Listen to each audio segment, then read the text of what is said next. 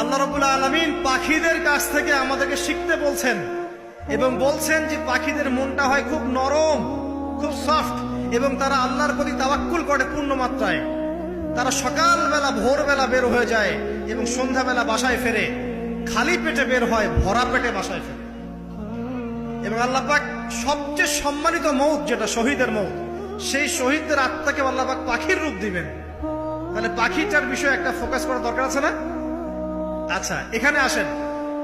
পাখির মন হচ্ছে নরম, মানে পাখির মনটা তাসকিয়া, আত্মশুদ্ধিতে পরিপূর্ণ। কদ আফলাহা মান যাক্কাহা, সে ব্যক্তি সফল হলো যার হৃদয়টা পবিত্র, নিষ্পাপ, নিষ্কলুষিত হলো, সে ব্যক্তি সফল হবে ইনশাআল্লাহ। একটা কাজ এখানে খেয়াল করেন, পাখিরা সকালবেলা ভোরবেলা বের হয় আর সন্ধ্যাবেলা বাসায় ফেরে। এখনকার মুসলিমদেরকে দেখবেন দুপুরবেলা ওঠে, রাত 3টায় ঘুমায়। কথা কি বুঝেন নাই? পাখির একদম ভোরবেলা উঠে যখন ফজরের আজান দিচ্ছে ঠিক তার এক মুহূর্তে পাখির কিচিরমিচির শুনছেন, তার মানে নামাজের ওয়াক্ত প্রায় চলে যাচ্ছে। তার মানে তার আল্লাহ পাকের হুকুমের সাথেই জেগে ওঠে, সূর্য ডুবে তারা ডুবে যায়। ঠিক এরকম সুন্নত ছিল নবী সাল্লাল্লাহু আলাইহি ওয়াসাল্লামের এবং সাহাবায়ে কেরামের।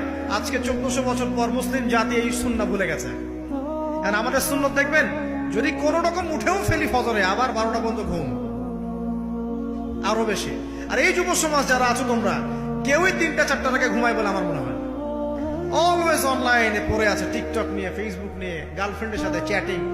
পাখির মতো হতে পারলে পরে মনটা তো নরম হবে, তারপরে না তাসকিয়া অর্জন হবে। পাখির রুটিনটা কি? ভোরবেলা বের হয় আর সন্ধ্যাবেলা বাসায় ঢোকে। অতএব আমরা যদি রাসূলুল্লাহ সাল্লাল্লাহু আলাইহি ওয়াসাল্লামের সুন্নাহ মতো ওই ভোরবেলা উঠতে পারি আর আর্লি নাইট ঘুমিয়ে যেতে পারি এবং সারাদিন যদি রাসূলের সুন্নাহগুলোর উপর আমল করতে পারি, তাসকিয়া অর্জন হবে ইনশাআল্লাহ।